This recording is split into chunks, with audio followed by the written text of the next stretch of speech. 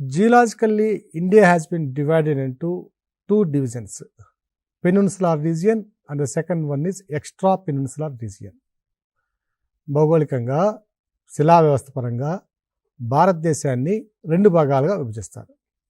ఒకటేమో ద్వీపకల్ప భారతదేశ వ్యవస్థ, రెండవది ఉత్తర భారతదేశ వ్యవస్థ లేదా ఎక్స్ట్రా పెనిన్సులర్ ఇండియా అంటాం దీన్ని. ద్వీపకల్పేతర భారతదేశ వ్యవస్థ. మనం చూసాం ప్రీవియస్ టాపిక్లో చదివేటప్పుడు 23.5 డిగ్రీల ఉత్తర అక్షాంశానికి దిగువ ఉన్న ప్రాంతాన్ని ద్వీపకల్ప భారతదేశం అని, 23.5 అక్షాంశాలకి ఎగువన ఉన్న ప్రాంతాన్ని ఉత్తర భారతదేశం అని మనము ఇంతకుముందు చూసాం. ద్వీపకల్ప భారతదేశ వ్యవస్థకు వచ్చి ఒక ప్రత్యేకత ఉన్నది. ఏమిటంటే అది ప్రీ క్యాంబ్రియన్ పీరియడ్, పాలియోజోయిక్ ఎరాలో, పాలియోజోయిక్ యుగంలో ప్రీ క్యాంబ్రియన్ పీరియడ్ నుంచి అంటే 570 మిలియన్ల సంవత్సరాల క్రితం నుంచి ఏ రోజు కూడా ద్వీపకల్ప భారతదేశ వ్యవస్థ సముద్ర జలాల కింద మునిగి ఉండలేదు. Never inundated under the ocean waters from pre Cambrian era, that is 570 million years ago onwards. మిగతా ప్రపంచంలో ఏ భూభాగం తీసుకున్నా ప్రతి భూభాగము ఏదో ఒక సందర్భంలో సముద్ర భూభాగం కింద మాత్రమే, సముద్రాల కింద మాత్రమే ఉండేది.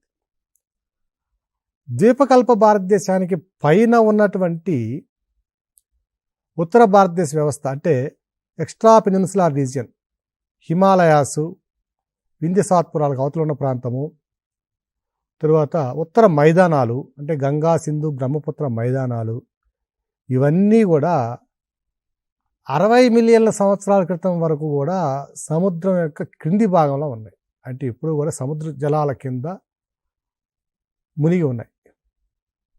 సో ఈ ద్వీపకల్ప భారతదేశ వ్యవస్థ మాత్రం 570 మిలియన్ సంవత్సరాల క్రితం వరకు నుంచి కూడా ఎప్పుడు కూడా సముద్ర భూభాగాల కింద మునిగి ఉండలేదు. అలాగే ద్వీపకల్ప భారతదేశము శిలా వ్యవస్థ చాలా పురాతనమైన శిలా వ్యవస్థ. హిమాలయ ప్రాంతంలో ఉన్నటువంటి శిలా వ్యవస్థ మాత్రం చాలా యుక్త వయసు, చాలా చిన్న వయసు కలిగినటువంటి, తక్కువ అత్యల్ప వయసు కలిగినటువంటి శిలా వ్యవస్థ. ఈ హిమాలయాలు అనేవి 60 మిలియన్ల సంవత్సరాల క్రితం వరకు కూడా భౌగోళికంగా ఉనికి లేదు వాటికి. ద్వీపకల్ప భారతదేశము, దానికి పైన ఉన్నటువంటి ఏషియా ప్రాంతము, ఈ రెండు కూడా మనం గమనించినట్లయితే ఇది ద్వీపకల్ప భారతదేశం, పెనిన్సులార్ ఇండియా. ఈ పైన ఉన్న ప్రాంతం అంతా కూడా ఏషియా ప్లేట్, దీన్ని లారేషియా అని కూడా అంటాం. ఈ రెండిటికి మధ్య ఒక సముద్రం ఉండేది, దాన్నే టెథిస్ సీ అంటారు, పేరు పెట్టారు. ఈ కాన్సెప్ట్ని అనేక సిద్ధాంతాలు వివరించడానికి ప్రయత్నించాయి. కొన్ని పదుల మంది, వందల మంది ప్రయత్నించారు మనం చెప్పుకోబోయే కాన్సెప్ట్ని వివరించడానికి. వాటిలో ప్రధానమైనది ఏమిటంటే Henry Hess sea floor spreading theory. Henry Hess sea floor spreading theory, సముద్ర భూతల వ్యాప్తి సిద్ధాంతం ఒకటి. ఆల్ఫ్రెడ్ వెజనర్, ఇది ఇంతకుముందు సివిల్స్లో బిట్టు, ఫిలిమ్స్లో కూడా బిట్ అండి. ఖండచలన సిద్ధాంతం ఒకటి. దీని యొక్క ఇంతకుముందు గ్రూప్ 1 ఫిలిమ్స్లో వచ్చిన బిట్ అండి ఇది. ఖండచలన సిద్ధాంతాన్ని ప్రతిపాదించింది ఎవరు క్రింది వాళ్ళు అన్నారు, ఆల్ఫ్రెడ్ వెజనర్స్ ఖండచలన సిద్ధాంతం కన్నా continental drift theory of Alfred Wegener. మూడవది ప్లేట్ టెక్టానిక్ థియరీ. సో ఈ మూడు సిద్ధాంతాలు కూడా చాలా విశేషమైనటువంటి ప్రాచుర్యాన్ని పొందాయి. దేనిని వివరించడంలో అంటే హిమాలయాలు, దీన్ని టెర్షరీ శిలా వ్యవస్థ అంటున్నాం. ఈ టెర్షరీ శిలా వ్యవస్థని ఆవిర్భావము, వాటి యొక్క విస్తృతిని వివరించడంలో ఈ మూడు సిద్ధాంతాలు విశేషమైనటువంటి ప్రాచుర్యాన్ని పొందాయి. ఈ ప్లేట్ టెక్టానిక్ సిద్ధాంతాన్ని ప్రతిపాదించిన వ్యక్తి WJ Morgan. W.J. Morgan's plate tectonic theory, Alfred Wegener's continental drift theory, and Henry Hairy Hess seafloor spreading theory. All these three theories were very prominent in the evolution of the tertiary landscapes like Himalayas and northern plains, etc. So ఈ సిద్ధాంతాల ప్రకారం ఏమైందంటే ఈ ద్వీపకల్ప భారతదేశానికి మరలా అవతల ఉన్నటువంటి Asia భూభాగానికి మధ్యలో ఒక సముద్రం ఉండింది. దాన్నే టెథిస్ సీ అంటున్నాం. ఈ టెథిస్ సీలో ఉన్నటువంటి నిక్షేపాలు ఏవైతే ఉన్నాయో, అంటే టెథిస్ సముద్రంలోనికి నలువైపుల నుంచి అనేక నదీ వ్యవస్థలు తమతో పాటుగా క్రమక్షయం చెందించుకుని వచ్చిన degraded and eroded material have been deposit on the beds of the Tethys sea. క్రమక్షయం చెందించి తీసుకుని వచ్చిన భూభాగాన్ని అంతటినీ కూడా, ఆ శిలా వ్యవస్థని కానివ్వండి, నిక్షేపాలన్నింటినీ కూడా అక్కడ నిక్షేపించారు. ఈ నిక్షేపాలు క్రమంగా ఒత్తిడికి లోనయ్యాయి. ఎలా ఒత్తిడికి లోనయ్యాయంటే, ప్లేట్ టెక్టానిక్ థియరీ ప్రకారము భూభాగంలో ఏస్థెనోస్ఫియర్కి దిగువన దాదాపు 600 కిలోమీటర్లకు దిగువన, భూమి యొక్క ఉపరితల భాగం నుంచి 600 కిలోమీటర్ల దిగువన పలకలు ఏర్పడి ఉంటాయి. పలకలు ఎలా ఏర్పడతాయంటే, లోపలికి వెళ్ళే కంది భూమి యొక్క అంతర్గత నిర్మాణంలో ఉష్ణోగ్రతలు క్రమంగా పెరుగుతూ పోతాయి. ఈ ఉష్ణోగ్రతలు క్రమంగా పెరగడానికి గల కారణం ఏమిటి? ఇది కూడా ఒక ప్రిలిమినరీ ప్రశ్న. ఈ ఉష్ణోగ్రతలు క్రమంగా పెరగడానికి గల కారణం ఏమిటంటే, లోపల ఉన్నటువంటి రేడియోధార్మిక మూలకాలు ఏవైతే ఉన్నాయో, యురేనియము, థోరియము, పొలోనియము, సీజియము, ఫ్రాన్షియము, ఇలాంటి మూలకాలు ఏవైతే ఉన్నాయో ఇవన్నీ కూడా నిరంతరాయంగా రేడియోధార్మిక వికిరణాలని ప్రసారిస్తూ ఉండడం వల్ల, రిలీజ్ చేస్తూ ఉండడం వల్ల, కానీ రేడియో యాక్టివ్ రేస్ని ఎమిట్ చేస్తూ ఉండడం వల్ల క్రమంగా ఉష్ణోగ్రత పెరుగుతాయి. ఈ ఉష్ణోగ్రతలు పెరిగిన సమయంలో ఏమవుతుందంటే, ఈ భూమి లోపల ఉన్నటువంటి లోపల భాగంలో కొన్ని ప్రాంతాల్లో ఉష్ణోగ్రతలు తక్కువగాను, కొన్ని ప్రాంతాల్లో ఉష్ణోగ్రతలు ఎక్కువగాను ఉంటాయి. సో ఈ విధంగా ఉష్ణోగ్రతలు తక్కువ ఎక్కువ ఉండడంలో, ఉదాహరణకి ఇక్కడ 2000 డిగ్రీల సెంటీగ్రేడ్లు ఉంది, ఇక్కడ 2100 డిగ్రీల సెంటీగ్రేడ్లు ఉంది. సో మనకు తెలుసండి, ఉష్ణోగ్రత ఎప్పుడు కూడా, టెంపరేచర్ హీట్ అనేది ఎప్పుడు కూడా అధిక ఉష్ణోగ్రత నుంచి అల్ప ఉష్ణోగ్రతకు ప్రయాణిస్తుంది. సో ఈ విధంగా ప్రయాణించే క్రమంలో ఈ లోపల ఉన్న పదార్థం అంతా కూడా సెమీ మాల్టన్ స్టేట్లో ఉంటుంది. అంటే పూర్తిగా ద్రవము కాదు, పూర్తిగా ఘన పదార్థము కాదు. సో ఈ విధంగా ఉన్నప్పుడు అధిక ఉష్ణోగ్రత నుంచి అల్ప ఉష్ణోగ్రతకి ఉష్ణరాశి ప్రయాణించే క్రమంలో ఈ పదార్థం కూడా దాంతో పాటుగా చలిస్తుంది. ఒకవేళ ఇది కూడా ఇటువైపు కనుక చలించిందంటే, రెండు కూడా, దీన్ని ఒక పలక అంటాం, దీన్ని ఒక పలక అంటాం, ఈ రెండు కూడా ఒకదాంతో ఒకటి ఢీకొంటున్నాయి. సో వీటినే కాన్వర్జెంట్ ప్లేట్ బౌండరీస్ అంటాం, పలకల అభిసరణ సరిహద్దులు అంటాం. ఈ పలకల అభిసరణ సరిహద్దుల ప్రాంతంలో ఒత్తిడి బాగా ఎక్కువై ఈ టెథిస్ సముద్రం ఉన్నటువంటి ఈ ప్రాంతంలో,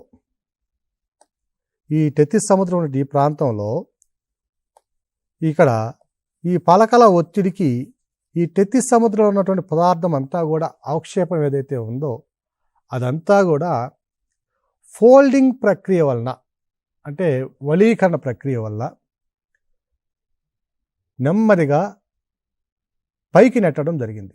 అంటే ఈ రెండు పలకల మధ్య ఉన్నటువంటి భాగంలో ఈ ఒకదానితో ఒకటి నెట్టుకున్నప్పుడు ఈ సముద్రంలో నిక్షేపమైనటువంటి పదార్థం ఏదైతే ఉందో అదంతా కూడా పైకి నెట్టడం జరిగింది.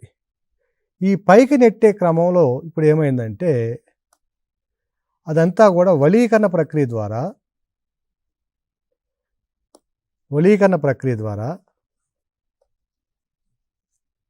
ఈ ప్రాంతంలో ఇక్కడ పైకి నెట్టబడినవన్నీ కూడా హిమాలయ పర్వతాలుగా ఆవిర్భవించాయి. వీటిని గ్రేటర్ హిమాలయాస్ అని, మిడిల్ హిమాలయాస్ అని, ఔటర్ హిమాలయాస్ అని దీని యొక్క డిస్క్రిప్షన్ మరలా చూస్తాం. సో ఈ ప్రక్రియ ఎప్పుడు ప్రారంభమైందంటే 60 మిలియన్ల సంవత్సరాల క్రితం ప్రారంభమైన ప్రక్రియ.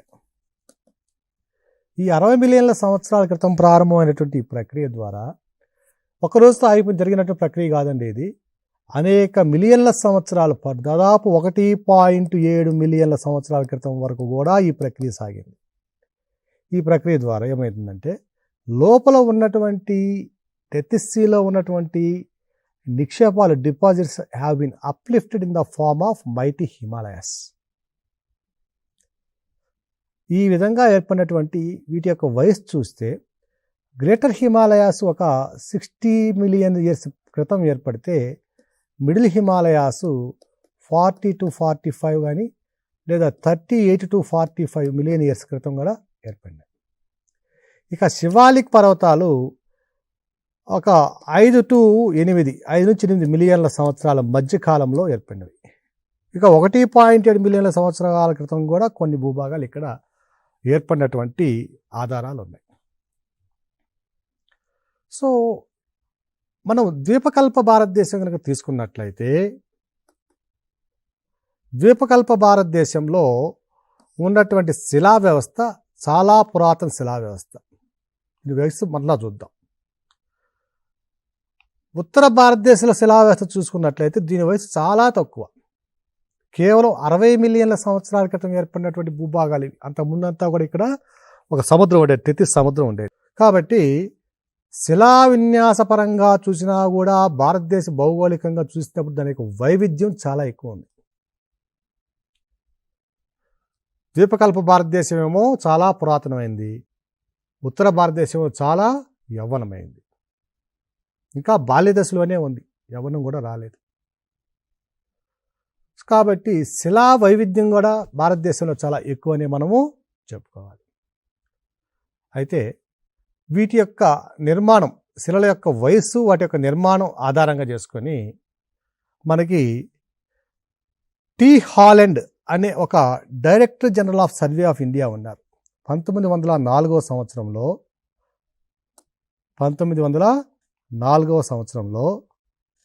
Sir T Holland, the then director general of survey of India, ఇది ఉప్పల్లో ఉందండి. ఇది చాలా పురాతనమైనటువంటి ఒక ఆర్గనైజేషన్ ఇది. సో టి హాలండ్ అనే ఆయన 1904 సంవత్సరంలో భారతదేశం మొత్తం కూడా పర్యటించి తన సిబ్బందితో శిలా వ్యవస్థని 4 రకాలుగా వర్గీకరించాడు. ఒకటి ఆర్చియన్ శిలా వ్యవస్థ,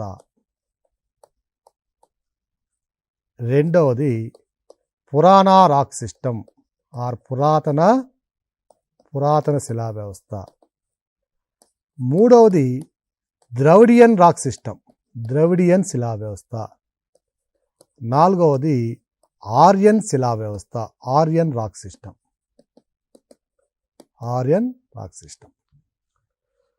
సో టి హాలండ్ విభజించినటువంటి 4 శిలా వ్యవస్థలు దేన్ని ఆధారంగా చేసుకుని విభజించబడినాయంటే వాటి యొక్క వయస్సును ఆధారంగా చేసుకుని విభజించబడినాయి. ఆర్చియన్ ప్రతి శిలా వ్యవస్థను కూడా మరలా సబ్ గ్రూప్స్గా, ఉపవిభాగాలుగా విభజించడం కూడా జరిగింది. ఆర్చియన్ శిలా వ్యవస్థను మళ్ళా నంబర్ 1లో ఉన్నటువంటి ఆర్చియన్ శిలా వ్యవస్థని 2 రకాలుగా విభజించడం జరిగింది. Archean granite rock system, Archean granite gneiss system అని కూడా అంటారు దీన్ని. రెండవది ధార్వార్ శిలా వ్యవస్థ,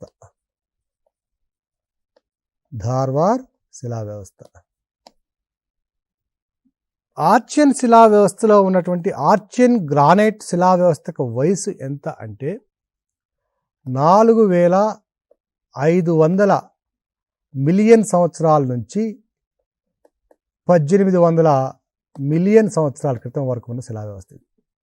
4500 ఎందుకు చెప్తున్నామంటే భూమి యొక్క వయస్సు 4.6 billion years. Evolution of planet Earth happened around 4,600 million years or 4.6 billion years ago. లేదా 460 కోట్ల సంవత్సరాల క్రితం ఏర్పడింది. It is believed that all the planetary system of solar system have been derived from the mass of the sun only. అన్ని గ్రహాలన్నీ కూడా సూర్యుని యొక్క ఒక పాక్షికమైన mass less than 1%, less than 0.1%. So అంత మాస్ నుంచే, సూర్యుడి నుంచి మాస్ నుంచే విడిపడి మన సౌర కుటుంబంలో ఉన్నటువంటి వివిధ గ్రహాలు ఏర్పడ్డాయి. ఈ గ్రహాల యొక్క వయసును దేన్ని బట్టి గుర్తిస్తామంటే, శిలల యొక్క వయసుని కార్బన్ డేటింగో లేదా మరొక అధునాతన ప్రక్రియ ద్వారానో నిర్ణయిస్తాం. ఇక్కడ ఉన్నటువంటి శిలా వ్యవస్థ వయసు ఎంత ఉంటుందంటే 4.6 బిలియన్ సంవత్సరాలు. భూమి ఏర్పడేటప్పుడు భూమి యొక్క ఉపరితల ఉష్ణోగ్రత 8,800 డిగ్రీల సెంటీగ్రేడ్ వరకు ఉన్నట్లుగా అంచనా వేయబడింది. దీని ప్రకారము ఈ శిలల వయస్సు 4.6 బిలియన్ సంవత్సరాలుగా లెక్కగట్టడమైంది. ఈ ఏర్పడినప్పుడు 8,800 డిగ్రీల సెంటీగ్రేడ్ ఉష్ణోగ్రత ఉన్నప్పుడు ఏ పదార్థం కూడా ద్రవ పదార్థ స్థితిలో కానీ ఘన పదార్థ స్థితిలో కానీ ఉండదు. No scope for the solid and liquid stages. Entire mass completely in the gaseous state. క్రమంగా వాయుస్థితిలో ఉన్నటువంటి ఈ పదార్థాలన్నీ కూడా, ఈ ద్రవ్యరాశి అంతా కూడా చల్లబడడం ద్వారా, అంటే టెరెస్ట్రియల్ రేడియేషన్ ప్రక్రియ, రేడియోధార్మిక వికిరణ ప్రక్రియ ద్వారా ఉన్నటువంటి ఉష్ణరాశి అంతా కూడా వికిరణ రూపంలో భూభాగాన్ని, భూమి యొక్క వాతావరణాన్ని వీడి స్పేస్లోకి, అంతరిక్షంలోకి వెళ్ళిపోయింది. ఇలా జరగడానికి 100 నుంచి 200 మిలియన్ల సంవత్సరాలు పట్టిందని ఒక అంచనా. సో ఈ విధంగా చూసినట్లయితే మొట్టమొదటి శిలా వ్యవస్థ వయస్సు ఎంత అంటే సుమారుగా 4,500 మిలియన్ల సంవత్సరాలు. సో అత్యంత పురాతనమైన శిలా వ్యవస్థ భారతదేశంలో ఏది అంటే అది ఆర్చియన్ గ్రానైట్ శిలా వ్యవస్థ. ఇది ఇగ్నియస్ రాక్ సిస్టమ్.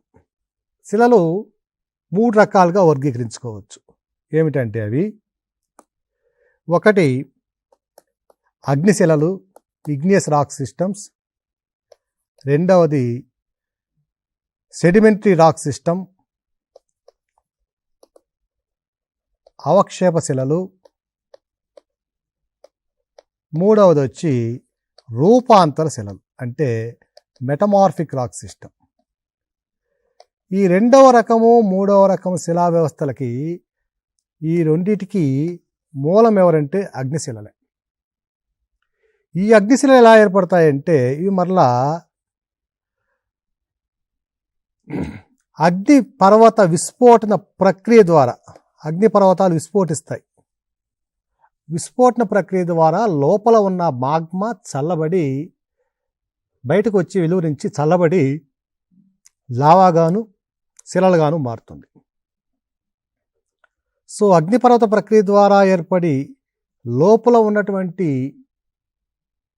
మాగ్మా చల్లబడితే దాన్ని అగ్నిశిల అంటాం. ఈ అగ్నిశిలల నుంచి మరలా అవక్షేప శిలలు ఏర్పడతాయి. ఉదాహరణకి ఏదైనా ఒక పర్వతం ఉంది, ఆ పర్వతం మీద ఉన్నటువంటి అగ్నిశిల క్రమక్షయానికి గురవుతుంది. ఎండకి ఎండడం, వానగా తడవడం, ఒక యానిమల్స్ లేదా బర్డ్స్ యొక్క ఎక్స్క్రీషన్స్, అంటే జంతువుల యొక్క విసర్జ పదార్థాలు, గాలిలో ఉన్నటువంటి తేమ, వాయురాశుల్లో ఉన్నటువంటి కొన్ని ఆమ్లధర్మాలు, వీటన్నిటి వల్ల, మంచు కొండలు, వీటన్నింటి వల్ల కూడా క్రమంగా క్రమక్షయం చెంది ఈ కొండ మీద ఉన్న శిల నెమ్మదిగా జారి ఎక్కడెక్కడో బెడ్స్గా ఏర్పడుతుంది. సో అవక్షేపణ ప్రక్రియ ద్వారా ఏర్పడినాయి కాబట్టి వీటిని అవక్షేప శిలలు అంటాం. సెడిమెంటరీ రాక్ సిస్టమ్ అంటాం. లిథిఫికేషన్ ప్రాసెస్ ఉంటుంది ఇక్కడ. సో లిథిఫికేషన్ ప్రాసెస్ ద్వారా ఏర్పడిన సెడిమెంటరీ రాక్ సిస్టమ్ ఇది రెండవది. ఈ రాక్స్ మరలా ఏమవుతాయంటే, సెడిమెంటరీ రాక్ సిస్టమ్ కానీ మొదటిది కానీ రెండుది కానీ కొన్ని కెమికల్ రియాక్షన్స్కి లేదా ఫిజికల్ స్ట్రెసెస్కి గురవుతాయి. లోపల ఉన్నటువంటి ఆ శిలా వ్యవస్థ అధిక ఉష్ణోగ్రతలకి పీడనాలకి లోను కావచ్చు.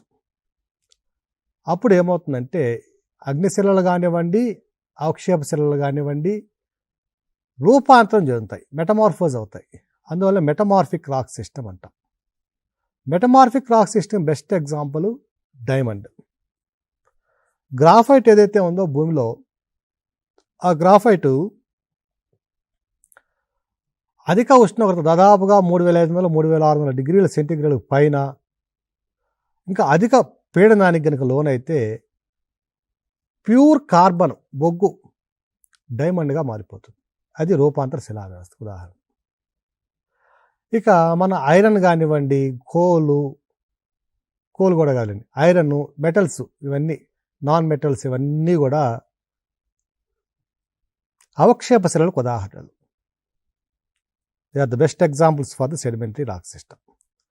ఇప్పుడు మనకు ఉన్నటువంటి శిలా వ్యవస్థ 4 రకాల్లో మొదటిది ఆర్చియన్ గ్రానైట్ శిలా వ్యవస్థ అగ్నిశిలకు ఉదాహరణ. It is the best example for the igneous rock system. దీని వయస్సు 4500 నుంచి 1800 మిలియన్ల సంవత్సరాలు. రెండవ శిలా వ్యవస్థ ధార్వార్ శిలా వ్యవస్థ. ఇది అత్యంత పురాతనమైన రూపాంతర మరియు అవక్షేప శిలలకు ఉదాహరణ. రెండవది ధార్వార్ శిలా వ్యవస్థ. ఇది దేనికి బెస్ట్ ఎగ్జాంపుల్ అంటే it is the first sedimentary and metamorphic rock system of India. ఇక ఆర్చియన్ గ్రానైట్ శిలా వ్యవస్థ ఇది మొట్టమొదటి ఏర్పడినటువంటి అగ్నిశిలకు ఉదాహరణ. సో మొట్టమొదటి రాక్ సిస్టమ్ చూస్తే ఆర్చియన్ రాక్ సిస్టము. దీన్ని మరలా 2 రకాలుగా వర్గీకరించారు: Archean granite, Dharwar rock systems. ఈ ఆర్చియన్ గ్రానైట్కి ఎగ్జాంపుల్ ఏమిటంటే గ్రానైటు, నీసు, GNEISS, నీసు మొదలైనవి, ది మెగ్మటైటు, ఇలాంటివి ఆర్చియన్ గ్రానైట్ శిలా వ్యవస్థకు ఉదాహరణ. ఈ ఆర్చియన్ గ్రానైట్ శిలా వ్యవస్థలో ఎటువంటి శిలాజ నిక్షేపాలు కనపడవు, ఎటువంటి జీవజాతి ఆనవాళ్ళు కనపడవు ఇక్కడ. అలాగే ధార్వార్ శిలా వ్యవస్థలో కూడా దాదాపుగా శిలా వ్యవస్థలో కనపడవు. ఈ ధార్వార్ శిలా వ్యవస్థకు వయసు చూసినట్లయితే 1800 నుంచి 600 మిలియన్ సంవత్సరాలు ఉంటాయి. ఈ రెండింటి యొక్క ప్రత్యేకత ఏమిటంటే ఆర్చియన్ గ్రానైట్ శిలా వ్యవస్థ నిర్మాణ రంగంలో వాడే అత్యధిక విలువ కలిగినటువంటి గ్రానైట్ రాళ్ళు మొదలైన వాటిని అందిస్తుంది. దీంట్లో దాదాపుగా ఎటువంటి ఐరన్ నిక్షేపాలు కానీ, జంతు అవశేషాలు కానీ, లేదా ఇతర ఫెర్రస్ మినరల్స్ కానీ పెద్దగా లభించవు. ఇక రెండవ శిలా వ్యవస్థ ధార్వార్ శిలా వ్యవస్థ యొక్క ప్రత్యేకత ఏమిటంటే దీంట్లో ఎక్కువగా ఉండే పదార్థాలు అన్నీ కూడా ఫెర్రస్ మినరల్సే, అంటే ఇనుము సంబంధిత పదార్థాలు అధికంగా లభిస్తాయి. ఆర్చియన్ గ్రానైట్ శిలా వ్యవస్థలో అధికంగా ఏముంటుందంటే నిర్మాణ రంగానికి అవసరమైనటువంటి గ్రానైటు, నీసు మొదలైనటువంటి శిలా వ్యవస్థలు ఉంటాయి. ఇక్కడ మనం ఇంకొక ప్రత్యేకమైన విషయం ఏమిటంటే ద్వీపకల్ప భారతదేశం ఇంత గురించి చెప్పాం, డిస్కస్ చేసుకున్నాం దీని ముందరే. ద్వీపకల్ప భారతదేశం యొక్క శిలా వ్యవస్థ చాలా దృఢమైన శిలా వ్యవస్థ, అందులో పురాతనమైన శిలా వ్యవస్థ. ఉత్తర భారతదేశ లేదా హిమాలయ ప్రాంతం శిలా వ్యవస్థ, ఎక్స్ట్రా పెనిన్సులర్ రాక్ సిస్టమ్ అనేది చాలా బలహీనమైనటువంటి శిలా వ్యవస్థ, అత్యంత చిన్న వయసు కలిగిన శిలా వ్యవస్థ అని నిర్ణయించుకున్నాం. దీనికి గల కారణం ఏమిటంటే భూపటలం అంటే సుమారు ఒక 17 కిలోమీటర్ల లోపల వరకు. ఈ భూపటలంలో ఉన్నటువంటి శిలా వ్యవస్థ ఆ భూభాగం యొక్క దృఢత్వాన్ని నిర్ణయిస్తుంది. ద్వీపకల్ప భారతదేశంలో ఉన్నటువంటి శిలా వ్యవస్థలో ఈ ఆర్చియన్ గ్రానైట్ శిలా వ్యవస్థ 3 భాగాల్లో 2 భాగాలు ఉంటుంది. సో ద్వీపకల్ప భారతదేశంలో ఉన్నటువంటి శిలా వ్యవస్థలో ఈ ప్రాంతంలో ఉన్నటువంటి శిలా వ్యవస్థలో 2/3 of the Earth's crust is covered with Archean rock system. భూపటలంలో 2/3 వంతు ఆర్చియన్ శిలా వ్యవస్థ ఉంది. అంటే ఆర్చియన్ శిలా వ్యవస్థ అంటే అగ్ని శిలా వ్యవస్థ, చాలా దృఢమైన శిలా వ్యవస్థ. ఇక పై భాగం ఇక్కడ ఉంది చూసారా, ఉత్తర భారతదేశ ప్రాంతంలో, ఈ ప్రాంతంలో 1/3 రాక్ సిస్టము మాత్రమే ఆర్చియన్ రాక్ సిస్టమ్. భూపటలంలో అర్త్ క్రస్ట్లో ద్వీపకల్ప భారతదేశంలో ఆర్చియన్ శిలా వ్యవస్థ 2/3 భాగాలు ఉంటే, 3/2 వంతులు ఉంటే, ద్వీపకల్ప భారతదేశం పైన ఉన్నటువంటి ఉత్తర భారతదేశంలో 3 భాగాలలో లేదా 3/1 వంతు మాత్రమే ఆర్చియన్ శిలా వ్యవస్థ ఉంది. ఈ ఆర్చియన్ శిలా వ్యవస్థ అనేది ఎలాంటిదంటే, మనిషికి వెన్నెముక ఎలాంటిదో భూపటలం మీద ఉన్నటువంటి భూస్వరూపాలను నిలిపి ఉంచడానికి అవసరమైనటువంటి శక్తిని, అవసరమైనటువంటి ధర్మాల్ని కలిగి ఉండే శిలా వ్యవస్థ ఇది. అటువంటిది. ఉదాహరణకి పశ్చిమ కనుమలు తీసుకున్నాం అనుకోండి. పశ్చిమ కనుమలు పర్వతంగా ఉన్నాయి అంటే ఆ ఆర్చియన్ శిలా వ్యవస్థ ఏదైతే ఉందో దాన్ని, ఆ పర్వతాల్ని పట్టుకొని నిలబెట్టుంది. హిమాలయాలైనా ఈరోజు నిలబడి ఉన్నాయి అంటే దానికి కారణం ఏంటంటే అక్కడ ఆర్చియన్ శిలా వ్యవస్థ ఉండడం. సో ఈ ఆర్చియన్ శిలా వ్యవస్థ దేన్ని నిర్ణయిస్తుందంటే ఆ ప్రాంతంలో ఉన్నటువంటి దృఢత్వాన్ని నిర్ణయిస్తుంది. ద్వీపకల్ప భారతదేశంలో ఆర్చియన్ శిలా వ్యవస్థ ఎక్కువగా ఉండడం వల్ల ఈ ప్రాంతం దృఢంగా ఉంది. అందువల్లనే భూకంపాల తీవ్రత కూడా తక్కువగా ఉంటుంది. అదే హిమాలయ ప్రాంతాల్లో ఉన్నటువంటి శిలా వ్యవస్థను కనుక చూస్తే 3 భాగాలలో 3/1 వంతు మాత్రమే ఆర్చియన్ శిలా వ్యవస్థ ఉంది. కాబట్టి ఆ ప్రాంతంలో ఉన్నటువంటి భూపటలంలోని వివిధ భూస్వరూపాల యొక్క దృఢత్వం అనేది తక్కువగా ఉంటుంది. అందువల్లనే హిమాలయ ప్రాంతాలలో ఎక్కువగా ల్యాండ్ స్లైడ్స్, భూతాపాలు జరుగుతుంటాయి, భూపాతాలు. సో ల్యాండ్ స్లైడ్స్ ఎక్కువగా జరుగుతుంటాయి. ఇక మొత్తం హిమాలయ వ్యవస్థల అంతట్లో కూడా ప్రత్యేకంగా గుర్తుపెట్టుకోవాల్సిన అంశం ఇది. హిమాలయ వ్యవస్థ అంతా 3/1 వంతు అటు ఇటుగా, కొంత ఎక్కువ కొంత తక్కువగా ఆర్చియన్ శిలా వ్యవస్థ ఉన్నప్పటికీ సిక్కిం భూభాగంలో అసలు ఆర్చియన్ శిలా వ్యవస్థే లేదు అని శాస్త్రజ్ఞులు నిర్ణయించారు. అంటే హిమాలయ ప్రాంతాల్లో ఏదైనా భూకంపం సంభవిస్తే అధికంగా సిక్కింలో నష్టం జరగడానికి అవకాశం ఉంది. దీనికి గల కారణం ఏంటంటే దృఢమైనటువంటి అగ్నిశిలా వ్యవస్థ అక్కడ ఆబ్సెంట్ లేదు. సో హిమాలయాల్లోని సిక్కిం ప్రాంతాల్లో భూకంపాల యొక్క ప్రభావం అధికంగా ఉండడానికి గల కారణం ఏమిటి, లేదా భూకంపాల ద్వారా జరిగే నష్టం అధికంగా ఉండడానికి గల కారణం ఏమిటి అని అంటే, దానికి గల కారణం ఏమిటంటే ఈ ప్రాంతంలో ఆర్చియన్ శిలా వ్యవస్థ లేకపోవడం. సో ఆర్చియన్ శిలా వ్యవస్థ అనేది ఏ ప్రాంతానికైనా, ఏ భూపటలానికైనా, ఏ భూభాగం యొక్క భౌగోళిక స్వరూపానికైనా వెన్నెముక లాంటిది. సో అలాంటి వెన్నెముక అధికంగా అభివృద్ధి చెందింది ద్వీపకల్ప భారతదేశంలో. కాబట్టి మనకి ద్వీపకల్ప భారతదేశంలో భూకంపాల తీవ్రత తక్కువగా ఉండడానికి ఒక కారణం.